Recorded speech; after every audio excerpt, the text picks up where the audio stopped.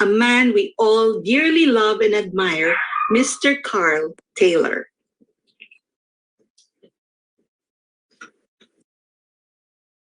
Hello, Carl Taylor. First of all, I'd like to say thank you, Kate, for inviting me to be a part of your Leaders' Night with the wonderful theme of Rise Together Philippines. That's so appropriate. And you know, together, we can do so many things. Individually and small groups, it's hard. But that's what I love about the Philippines as a team. That is exactly what I know you're going to do, is rise together. So thank you, and thank you for letting me be a part of this. Good evening, Carl. It's our pleasure to have you with us tonight. We all look up to you as the icon of an authentic Kayani leader. And so my first question tonight is, what values are important to you as a leader? I'd like to answer that question about the values that are important to me as a leader. And I'll go back to the three pillars of Kayani: hard work, integrity, and loyalty. Now, I'm sure you've heard Kirk and Jim and I over the years say that many times. Hard work, integrity, and loyalty. Now, there's a reason why we chose those three values in Kayani. There's a reason why they mean a lot to us. We didn't just go pick out three qualities. We picked qualities that were important to us as the founders, in our families, and in our business. And I'd watched those qualities and values at work so many times as I was growing up. I watched Jim and Kirk. I watched them operate with integrity. I watched them be taught and mentored by their hard-working father as he taught them to work hard. I watched both of their parents teach those individuals those values. I watched it in my own life, how important it is as a leader, as an individual, to build character. And those three qualities build character. If you have character, you probably possess those three qualities. And I know you do that, but those are qualities to always work on, to always keep in your mind: hard work, integrity, and loyalty. Which person, Carl, influenced you to be the leader that you are today? The people that influenced me the most, it's hard to say one person. So I want to say two people that influenced me the most, and for different reasons. The first one is my father, and he was a man of character, and he had high expectation of his sons. He expected us to do the job that we were told to do. He helped us learn how to do it, but he had very high expectations. And he taught me, as he did my brothers, many things that influenced me and helped me to know the importance of becoming a leader.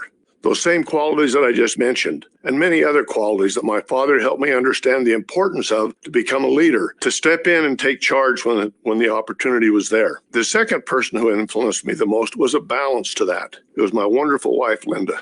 And sometimes, particularly as guys, we need that rough edge taken off. We need to calm down that drive we have to go accomplish things and have compassion, understanding, and patience. And I'm so grateful for Linda for the influence that she's been in my life to put that balance of drive and accomplish and do things together with having compassion, caring, sharing, and being a better leader that sees the needs of those that they lead and helps them to reach their greatest potential of themselves by blending those characteristics.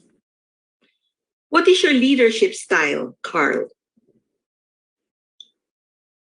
I have quite a unique leadership style. I guess I kind of like it. It's been helpful to me as I've had this opportunity to lead Kayani. And my style is, I don't just want to allow someone to be a leader, I want to mentor someone to be a leader. I like to allow people to make their decisions, help guide them as they make their decisions, and then accept their decisions when they make them. Now, if someone is going to be trained to be a leader, they're going to make mistakes. I've made mistakes. I'm sure you've made mistakes. That's okay. That's how we learn. We don't get better only with success. We get better with our mistakes and sometimes with our failures. So not just allowing someone that, but teaching them and training them that is so important in life to be a leader. It reminds me of watching a little girl or a little guy ride a bike for the first time. When they first get on the bike, they don't always succeed. They tip over, they scrape their knees, they hit their elbows, they cry a little bit. But the key to that is rejoice in their success. Don't be critical when the bike tips over. Applaud them, comfort them, and show them how great they're doing when they're successful riding the bike. Put your emphasis on the success. Don't detract from their development by criticizing their mistakes. What are some tips on how to lead in difficult times? You know, I was put in the place of a difficult circumstance. We all are. My leadership style helped me when Jim and Kirk passed away. Had Jim passed away and I passed away, Kirk would have been there taking the lead everywhere he needed to. If Jim would have been the last one there, he would have done the same thing. He would have been a dynamic leader. But there are ways to prepare yourself for this. But I want to tell you the simple rule of thumb that I have when I think about how to be a good leader. So I'm going to ask you this question. When you see a fire, which direction do you run? Now, I don't mean that literally about the fire, which direction do you run? You have to be safe. But when there's a fire in your business, in your home, with your family, in your relationships, when you see an obstacle, something that needs attention, what direction do you run?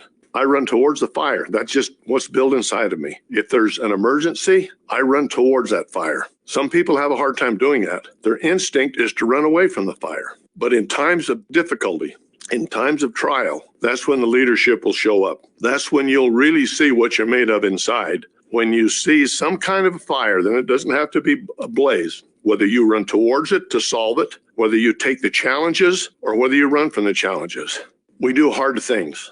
And we do hard things at Kyani, but we don't run away from those hard things. We do them. You've heard me say this expression before. We might not always get it right, but we never leave it wrong. And sometimes that's a hard thing to do. So you have to be prepared to make the hard decisions and stand behind those hard decisions. Carl, you always talked about trust. Why is this important in our Kyani business?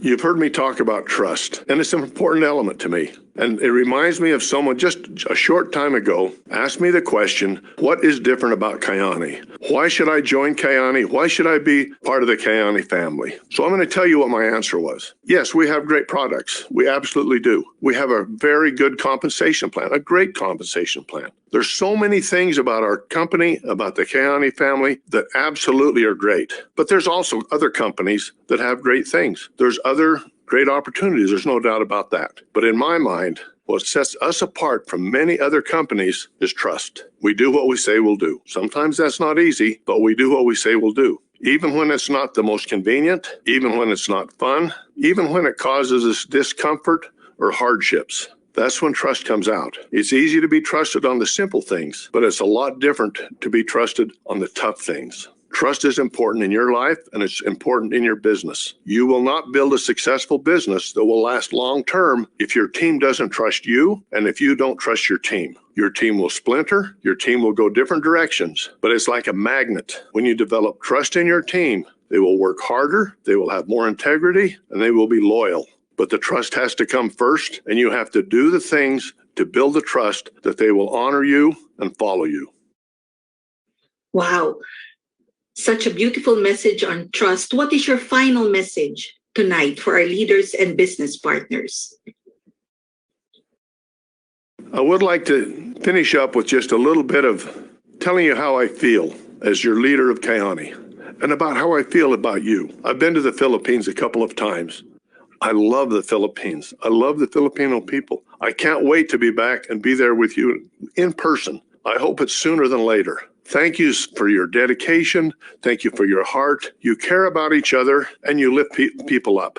You can be very proud of that. But I have a message for you as it deals with our business. Be a leader. You can take the initiative. Now, I have a saying, and it deals with when, say you get your feelings hurt. And your feelings are hurt, so maybe you pout. Maybe you don't work quite as hard. You're mad at somebody, so you don't cooperate. So when you get your feelings hurt, I have a saying. If your feelings are hurt, go out behind the barn, put a Band-Aid on it, and get back to work. That's my approach to life. When things aren't great, just put a Band-Aid on it. Don't make an excuse, just go back to work. I'm going to quote, and I've quoted this person before. He's kind of like a movie star. His name's Yoda. And he made a very, very touching statement, and he said this, do or do not, there is no try. That means when you make your mind up to something, you do it. If you're going to be there at 6 o'clock, you're there at 6 o'clock.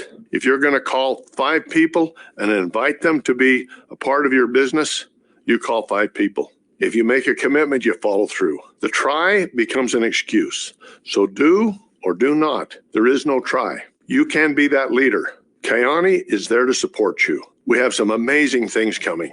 Amazing. Katie Holt Larson, now as our leader, is an unbelievable leader. Her heart is a Kayani heart. She cares about everyone in our organization. She cares about our customers, corporate, and our business partners. And it's so exciting to see the entire executive team come together as the environment around the world changes, and we're better to go out and do the business we need to do and make the relationships to bring hope to change people's lives. It's so exciting to be a part of this, and I want you to be a part of it. I want you to take the lead in being a part of this. In the Philippines, absolutely. Together as a team, around the world, let's rise together.